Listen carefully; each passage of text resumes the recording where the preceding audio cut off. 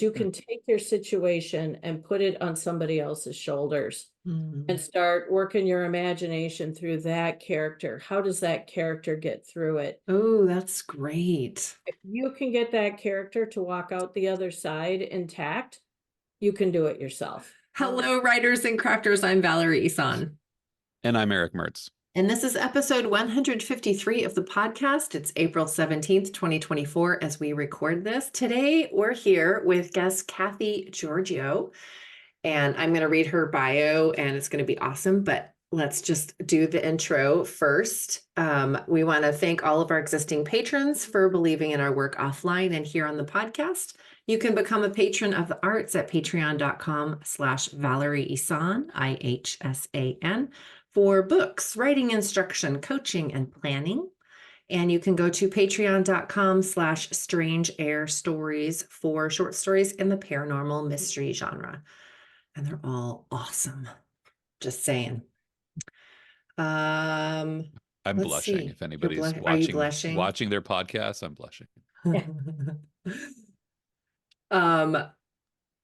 Okay, announcements. The 2024 Writercraft Writing Workshop and Retreat have a few tickets left. You can go to valerieisan.com/retreat for all of the information. What else? We are publishing an anthology. Yeah. Dun, da, da, da. Still, submissions are still open.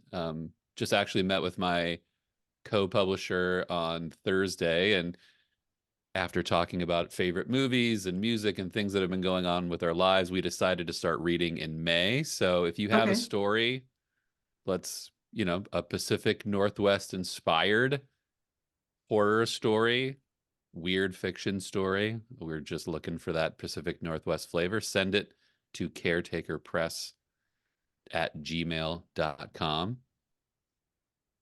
We've got about 75 stories. Okay. Yeah. And we've got about 75 stories in the queue, which is amazing. So when does submissions close then? Submissions will close until we have the stories. Okay.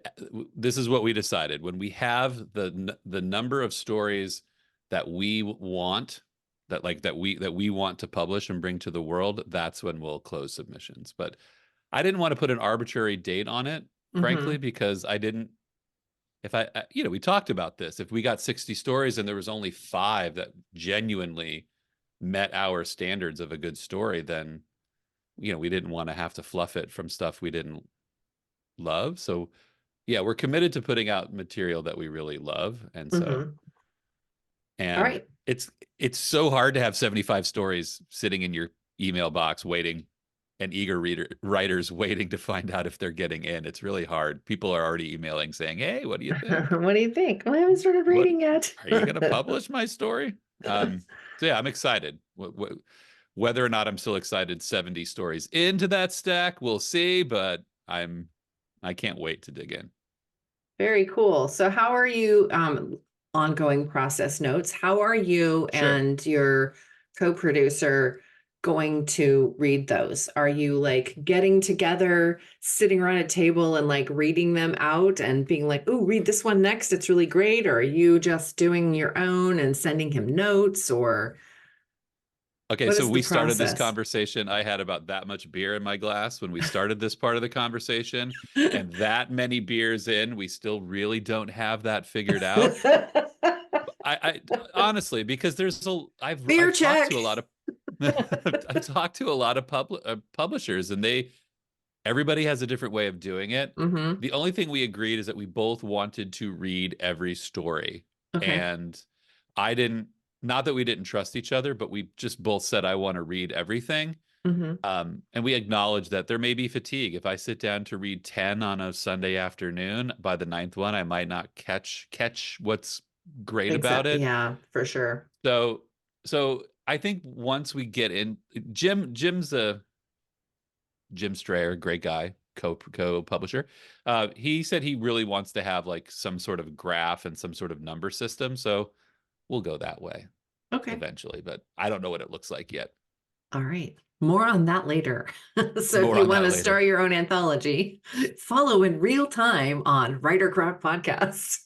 And I'm also going to be starting a support group for writers that start anthologies, and we're going to do an anthology off of that support group, and it's going to be fantastic. It's going to be the best writing ever. A foolish That's thing I do again.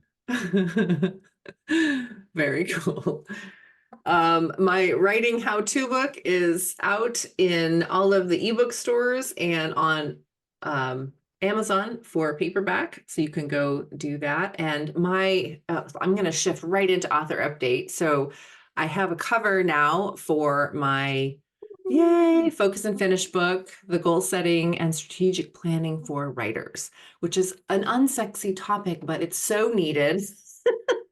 And it's my specialty, and it's going to be available perma-free on all the ebook stores. And I will be putting out a workbook. I just want to make sure the formatting is right, and I'm having a little trouble making it look the way I want it to. So workbook in a bit, but perma-free ebook on all the stores very soon. In fact, I was hoping to get it out this week, but we'll see. You haven't if I can report back. Yet? No, I just got the cover yesterday. So got it. I just need to like pull in all the little bits, that you need to know for uploading, which can take, a bit. Like I've already assigned the ISBN, but you have to pick out all the categories. I mean, I've picked out the categories, but yeah, you know how it is when you upload, you think, oh, this will take 20 minutes. And 2 hours later, you are still filling out forms. You are. Yeah. Yep. That's for me. That's the indie author life, y'all. That's the way it goes. What about your update? Well, I mean, I'm sort of busy implementing. I've met with digital marketer now a couple of times, and so I'm implementing some changes, getting my web designer ready to make some, I don't know, some minor changes, scalpel changes. I always like go, is it a scalpel or is it a hacksaw? And so we're going to make some scalpel changes to start updating my site. And then I have sent out Dead Still, which is the sort of intro novella for my new series. I've been sending it out to the ARC team. Hopefully they're enjoying the short read. And then I'm just getting the first book in that series finished. I'm doing my third draft of it right now. So stay tuned. That book will be out soon. Still working on a title. I just, titles either come right away or they just, they're like a mule that I can't get up the hill and it just doesn't work. So you don't have writing. I always have a working title. And I have a working title. Okay. But I always resent the working title. It's like, I know you're not it, placeholder. That's really easy for me. It's like the Amelia book, like that's my working title. Yeah. What about you, Kathie? Do you have working titles when you write?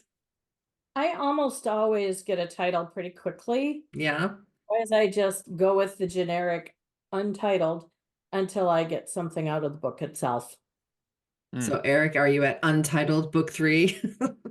I have a list of 4 or 5 titles. I'm not going to do the branded title that I've done in the other series where everything has the word shadows in it. I decided not to make thematic titles.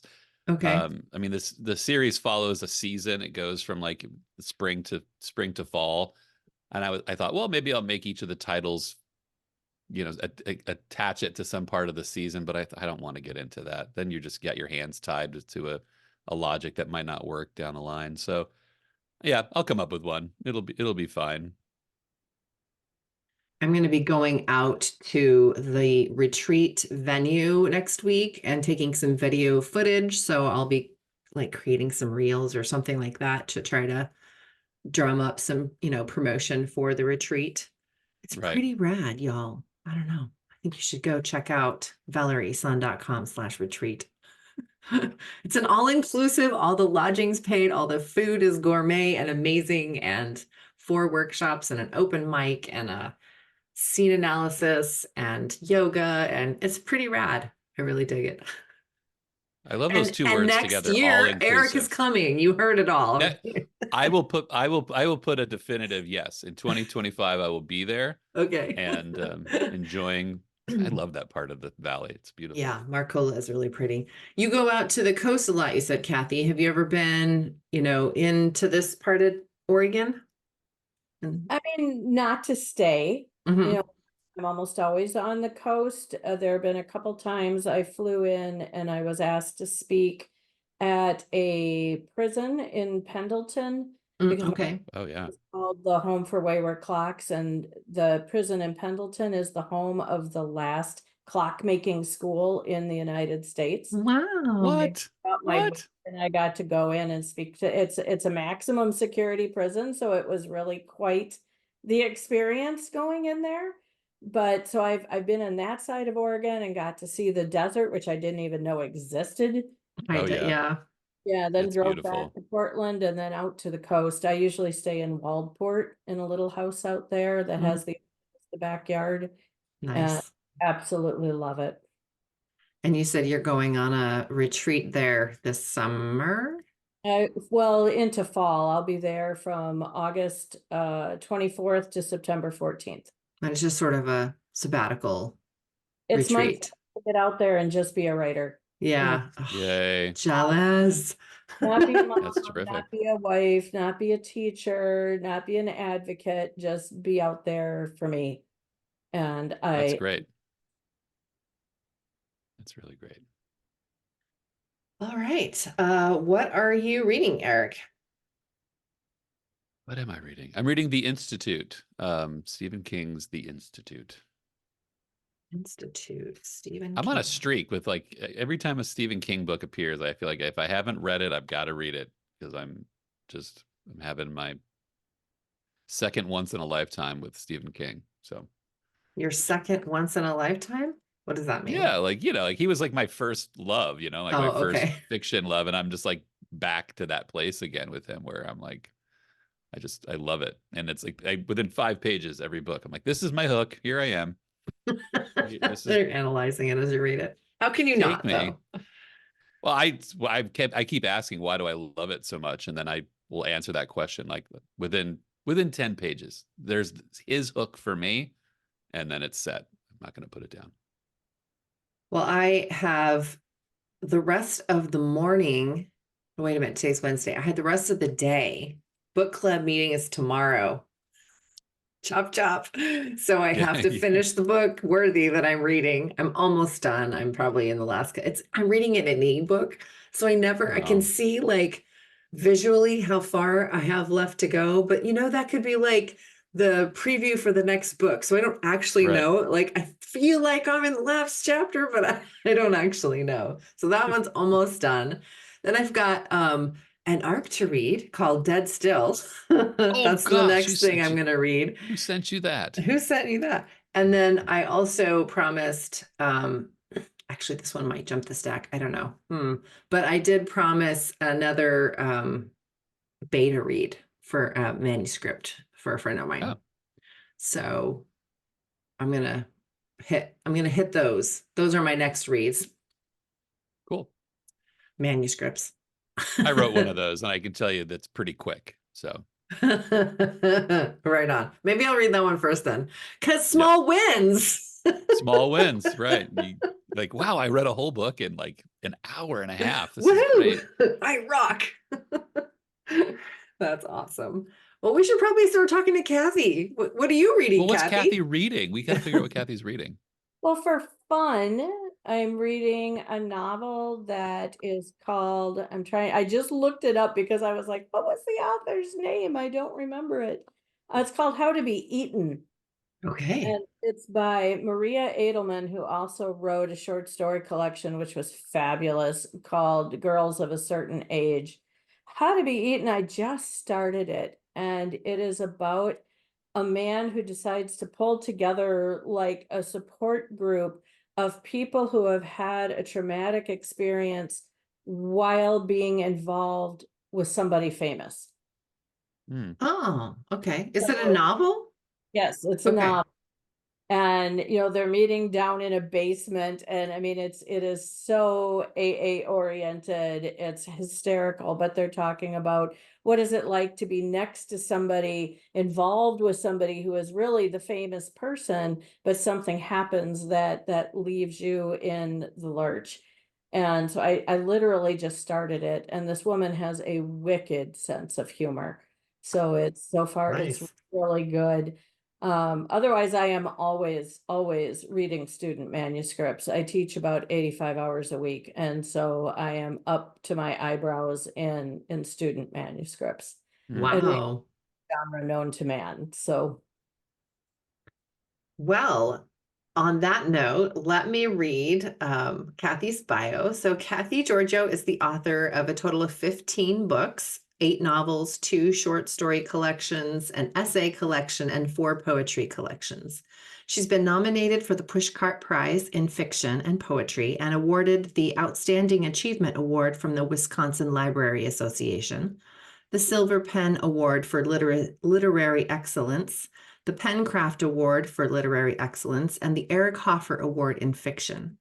Her poem Light won runner-up in the 2021 Rosebud Magazine Poetry Prize, and her work has also been incorporated into many visual art and musical events. That's cool. Kathie is the director and founder of AllWriters Workplace and Workshop, an international creative writing studio. She lives with her husband, mystery writer Michael Giorgio, their daughter Olivia, and a cat named Oliver, with an eccentric dog named Ursula, after Ursula Le Guin in Wisconsin. I can't pronounce the city name. How do you say that? Waukesha. Waukesha, Wisconsin. 3 of her adult children, Christopher, Andy, and Olivia, live close by, along with her solo granddaughter, Maya May. 1 adult child has wandered off to Louisiana and lives among the mathematicians and alligators. Welcome to the podcast, Kathie. Thank you. I'm glad to be here. Oh, we should say too that her latest book, Hope Also Rises. Hope always rises. Hope Always Rises.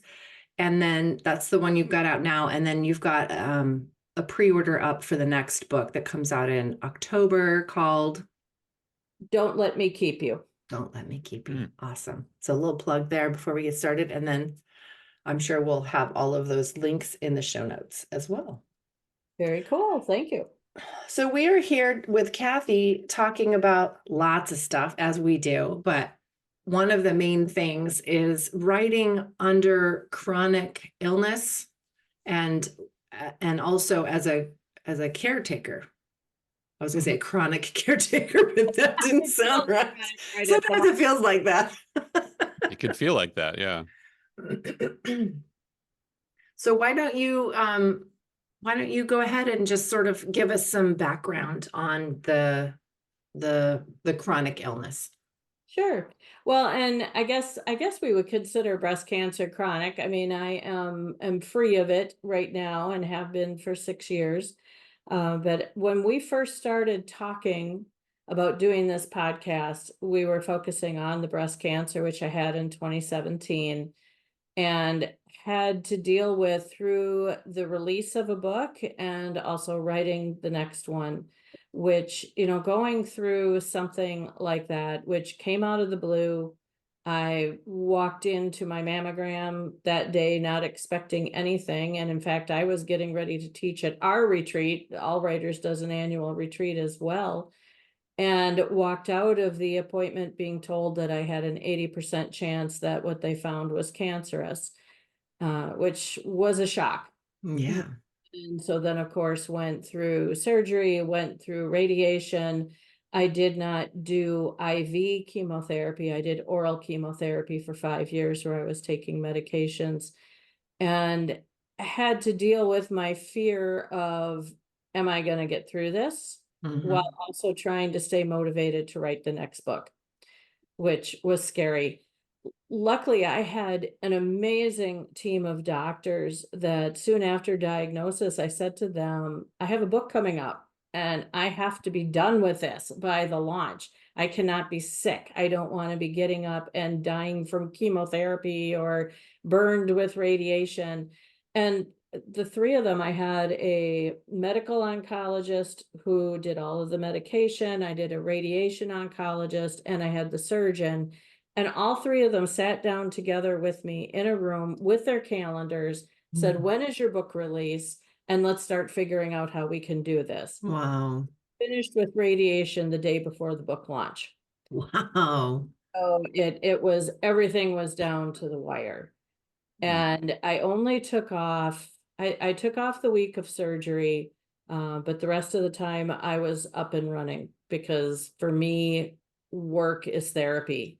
You know, if I'm teaching, my mind is on other people. If I'm writing, my mind is on the story. You know, if I'm just sitting here worrying about breast cancer, I'm sitting here worrying about breast cancer and getting in more of a desert than an enriched life. So I always, you know, I had people who were saying to me, take some time off, you know, relax. And I'm like, absolutely not. If anything, I want to work more than what I normally do. So the book came out, and the next book was underway by the time I was done with breast cancer. What was the book that you were releasing right after radiation? That book was called In Grace's Time. Okay. And was also a novel. And during that time, I was writing, I didn't intend to, I was writing a blog. My year that year started with a couple days after the presidential inauguration, and at the end of 2016. And I was walking my dogs around the block, and a man came toward me wearing a red MAGA hat. And he drew back his leg. He was going to kick one of my dogs. And I had two very old beagles at that point. So I pulled them off the sidewalk. He kicked me instead, grabbed me by the shoulders, threw me onto the grass, shook his finger in my face, and said, it's time for you to go back to your place now, woman. Oh my God. So that was the, you know, the start of my year in 2017. And I got to the attack itself was scary, but the aftermath was worse, because I became one of the hate crimes that was in the national news at the time after President Trump's inauguration. And I began receiving hate emails, hate tweets, hate messages on Facebook, things put in my mailbox. People didn't believe I had been attacked. They thought I was just trying to diss the president, as if I could do anything to hurt the president. Right. And the scariest one was a note that was put into my mailbox that said, we know where your daughter goes to school. Oh God, that's frightening. It was awful. And I got to the point that I was afraid to leave home. And I knew I had to do something, because this is my life. I go out and I do presentations, and I'm doing readings, and I teach. So I said I was going to put one moment of happiness a day up on Facebook, just to get me more focused on something else. It wasn't going to be a gratitude list. I hate gratitude lists. They end up being just so cliche. It's like, oh, I'm happy for a rainbow. I'm not a rainbow person. But I put it up on Facebook because I knew if I didn't do it publicly, I wouldn't stick with it. And my Facebook page flooded with all these people who wanted to know what made me happy. So I moved it to a blog, and I swore I would do it every single day for a year, which I will never, ever do again. Writing a blog daily is really hard, and trying to find a moment of happiness even harder, especially when that year included the breast cancer. I was diagnosed with breast cancer and had to go through it. My daughter, who is autistic, was bullied so badly in high school, we had to move her to a new high school, and my husband lost his job twice and took our health insurance with it. So it was probably the worst year ever to try to be doing a moment of happiness. But I did it every single day. I did it. And at the end of the year, I was like, oh, thank God, you know, I'm done with breast cancer. I'm done being happy. That's I'm not going to be happy anymore. And instead, people kept saying, well, it's going to be a book now, right? You're going to put it out as a book. And I was, no, I wrote these raw in about maybe 15, 20 minutes. I did no editing other than to check for punctuation and grammar. No, it's not edited. No. And my publisher came to me and said, they're asking for a book. Don't you think we should do a book? It's like, it's 356 days. You're looking at a book. And he's like, we'll deal with margins later. So, 2017 was in Grace's time, which I worked through while I had breast cancer. Then 2018, the book, Today's Moment of Happiness, Despite the News, came out. And I was working on the book that came out in 2019, all while dealing with breast cancer and everything else. Wow. Wow, that's so much to unpack. It was a lot. a challenge, let me tell you. So a lot of our listeners, a lot of people on the planet know about grief and how to like move through it. And some of us are more successful than others. So, I mean, my only advice to anyone that comes to me saying like, how do you get through this period?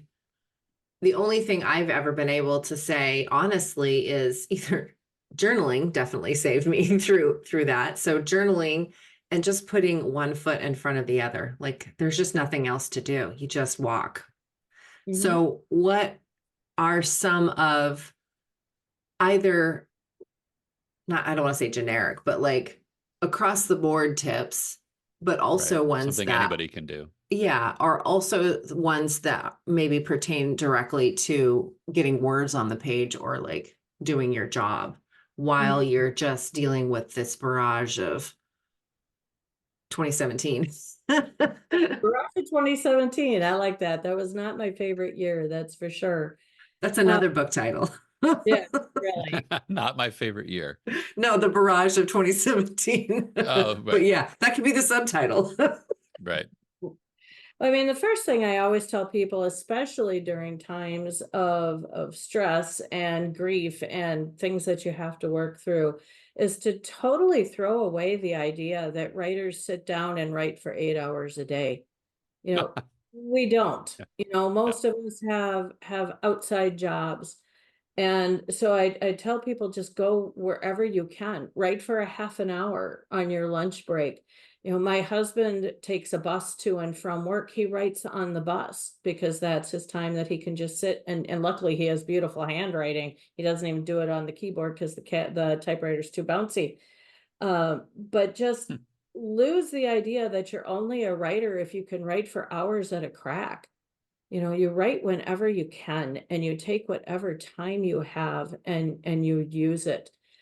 During times of stress, I also tell people to lean towards fiction, because you can take your situation and put it on somebody else's shoulders and start working your imagination through that character. How does that character get through it? Oh, that's great. If you can get that character to walk out the other side intact, you can do it yourself. Oh, that's beautiful.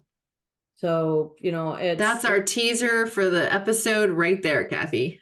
I think it's an interesting, I mean, I think most people go to nonfiction, right? They want to journal they want to, not that there's anything wrong with journaling, but that's the natural place to go. And it might actually be creating a path for that fictional character. Interesting. Right. Yep. You can do whatever you want with that fictional character. It does not have to be you. If anything, it's better to be someone else and push them through, just like you push fictional characters through when you're really writing.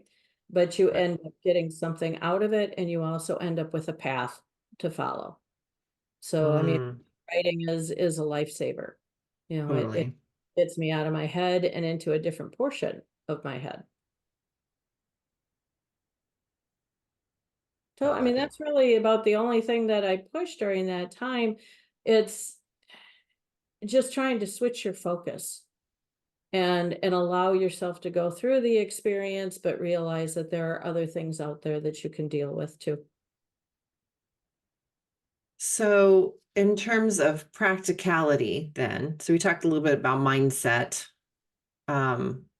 And I guess there was some practical tips in there too, right? When you can, even if it's just half hour a day and Right.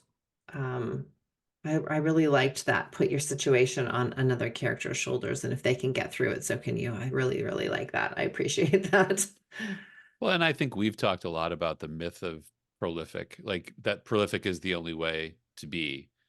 Um, I mean, you do what you can, like it's, and there are days when you only have that half an hour. And so Right. I think that like allowing your self to define by on your terms instead of these outside arbitrary terms that you'll never meet.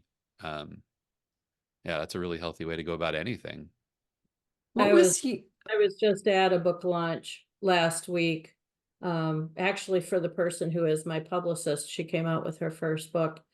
And somebody in the audience asked her, you know, how do you balance all of this? How do you, because she had twin sons at one point, now they're grown up, but you know, trying to work, trying to raise a family, trying to write, how do you balance all of that? And I had told myself, you know, at this reading, I'm just going to keep my mouth shut. It's not me that's in the spotlight right now. So I'm going to sit quietly in the audience, but I couldn't keep my mouth shut with that one. And luckily the publicist knows me very well. So she was like, you take it. And I was like, the quickest way to have a balanced life is to accept that it's not going to be balanced. It's always going to be up. No, there's going to be weeks you have to deal more with a kid with the stomach flu than you do with your latest novel. And so Right. you roll with the punches and you grab what you can. Roll with the It punches and just grab what you can. it's that expectation, right? I always go to this like if I expect I have a Valerie and I are always talking process, you know, on and off the podcast. And when she'll ask me questions like, well, how do you do this? Like, well, this is where I fit this into my schedule. Like, rarely does it actually go there. That's just where it should go. And there's often, you know, that 3 hours that I'm supposed to be doing that on Thursday afternoons, I got about a 50-50 shot. Like, do I get upset about the days that I miss that? A little bit. But if I lose the expectation that, you know, that expectation that it's always going to be that way, then I'm grateful the days that I get it. And I look forward to those. So expectations just do us in. Right. What Well, and about motivation, Kathie? what was that? What about motivation? How Oh, you talked a little bit about how to stay motivated during that year and yeah. Yeah. It's, you know, for me, motivation is to keep up with my own pace. And because I do what I do, teaching writers and helping them get to where they want to be, I feel like I have to be doing that too. If I am not a role model, then how can I possibly be teaching this stuff? So mm, my students are actually a huge motivator for me. You know, I took several classes when I was learning to be a writer from people who were teaching creative writing classes who really had no business being there. You know, people who hadn't published anything in 10 years and who had no idea what was going on in the publishing industry. People who were teaching poetry classes who had never written poetry but had written fiction. You know, so I wanted to make it my role to have a place not only where writers can come for cutting edge information on how to get into the publishing industry, but whenever somebody was teaching, they were teaching what they do. You know, so everyone always has a background in fiction if they're teaching fiction. So it's having the people around me, and like I said, we've gone international, so I have a lot of students and I have a lot of clients, and I feel I owe it to them to be doing what they want to do. And that's always been my motivation since I started teaching. And that included when I was sick. mm-hmm. Well, I think I actually want to tease that question out a little further because I think that, you know, when you are in the motivation to write while you're in that, you know, in some of these scenarios you describe, it's like a fight for life, right? So how do you find that motivation to like get to the page when, you know, the worries aren't just, is the dog going to get walked or I've got an appointment? It's like your long-term health is something issue, right? Is that how that might be a big thing for some people. And that was hard. You know, I found when I had breast cancer, getting the book out that was already due to come out was the easy part because the book was already written. Working on the next book was what was hard because at that point I was like, why should I even put time into this when I don't know that I'm going to be here in a year? Right. And it sort of was a dual path. You know, some days I would get up and think, I can't write today. How do I even know this book is going to come out? I may not live until the end of it. And then other days I would get up and think, oh my God, you've got to write triple time to get this done. Right. And, you know, I can't remember who said this, but somebody big, like Ernest Hemingway or somebody said something like, if I was told I only had 3 hours left to live, man, I would write as fast as I could. I think that's Isaac Asimov. Is it Isaac Asimov who said that? I think so. I knew it was someone big, but you know, that was a motivator. You know, some days it's just like too hard to deal with, but other days it was like, oh my God, I've got to book it so I can get done with this thing and it can be done in case I'm done before it's finished. Right. So that end of life thing really does become big at those times. Yeah, I bet.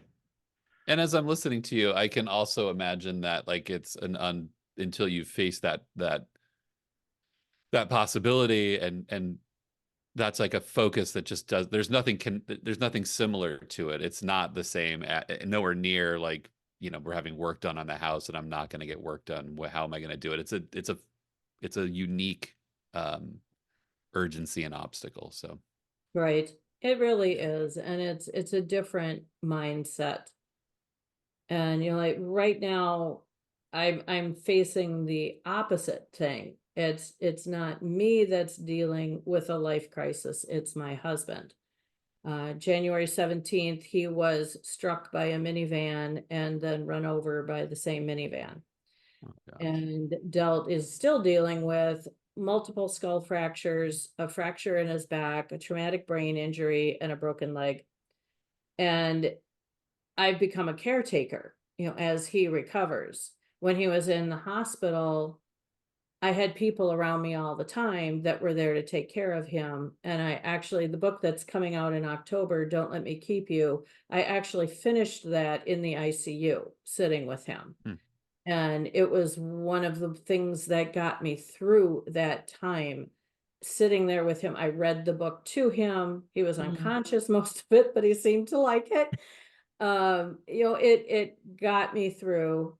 Now he's home and he's doing incredibly well. He's walking. His memory has come back. For a while, he was living 25 years ago, which was very weird. Didn't recognize me as his wife. He thought I was his sister, and I don't even like his sister. So that was a hard thing to be. Oh, no.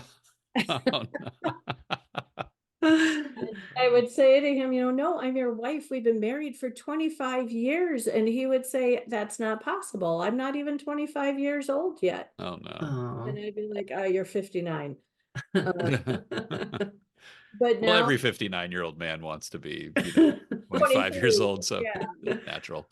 So he is back, but I mean, we're going through physical therapy, occupational therapy, speech therapy, and all of this. And while he's walking with a walker, he can't carry things and walk with a walker. So like what this morning doing this podcast, now remember I'm on Central Time.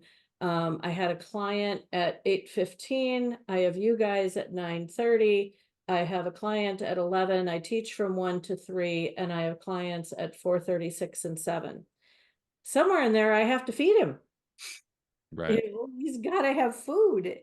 And so my way of dealing with it this morning was, he's still asleep right now, but I got up, I put all of his pills in a cup that's sitting at his recliner. There's a glass of orange juice there, and there's a package of Pop-Tarts. So he can come out. What flavor of Pop-Tarts? Cinnamon Pop-Tarts. Oh, that's the best ones. They are the best. I like them hot, but he's going to be eating them cold. But this way he could walk out of the room, he can settle in his chair, and he's got everything he needs right there. And I don't have to worry about saying to you, can we put this on pause for a minute while I Yeah. run and get my Right. husband his breakfast?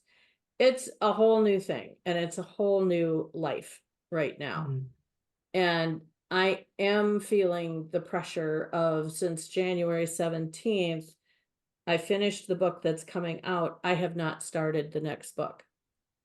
And I'm expected pretty much with the publisher that I'm with to come out with a book at least every 2 years, more likely every year. And I've done 15 books in 14 years right now. So that expectation is there, and Mhm. I'm feeling it. It's like, when am I going to be able to do this? My times Right. for writing are in the afternoon, and lately they have been times for taking my husband for doctor appointments. Right. So it's a whole new world. So you'll be able to talk to me in about a year and say, how did you get through it when you were a caretaker rather than the one who was sick? I'm still learning. You know, I had a career in social work before going freelance as a writer, and I maintained some connection to that world. But what I took at it, and I started in social work like 30 years ago. It's ridiculous. I've been at it forever. And one of the things I've taken from it is that we as a culture, and I always hate statements that start with we as a culture, but we as a culture don't, caregiving is something we are all going to have to come to, to peace with at some point, whether you are in the caretaker or the caretaking or taken care of, like that's a role we're all going to have to face. We're living longer, it's just it's just something we have to come to grips with, whether that's a weekend flu or a month-long recuperation. Like it's just something people need to come to grips with. Right. And What kind of self-care, Kathie, do you do as the caregiver? Like you have to give care to the caregiver.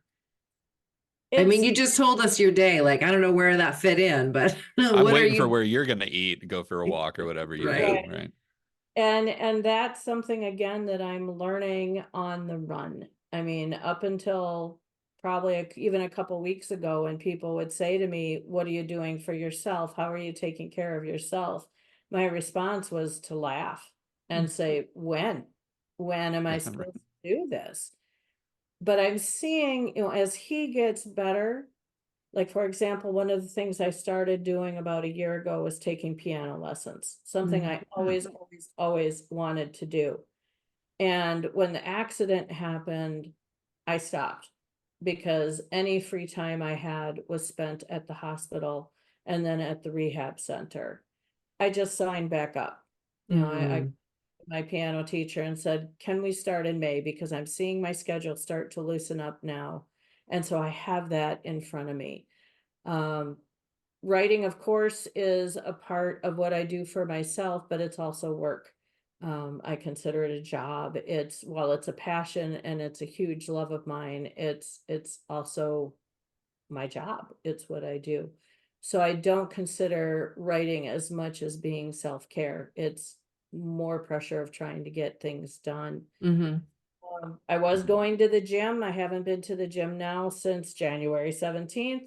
Hoping to start going back there in a couple weeks and getting that back going. I do go to the gym. I go to Planet Fitness, which is open 24 hours a day.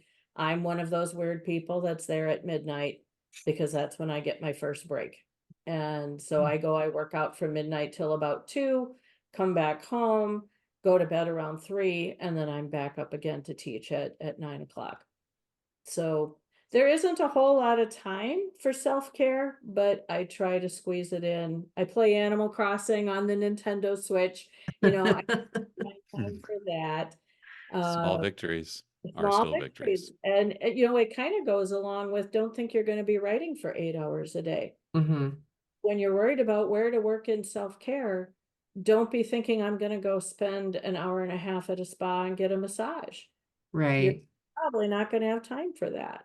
But do you have time to sit down for 10 minutes and close your eyes and do a meditation tape? Sure.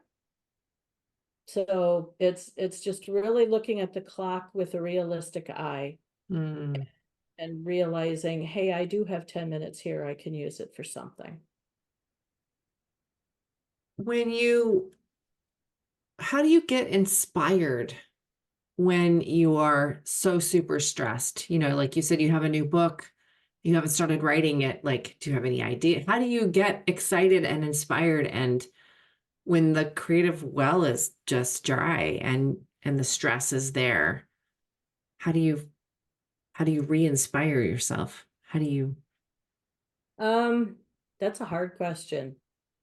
And during those dry times, I think it's kind of like having to accept that your life is going to be unbalanced. There's going to be times it's dry.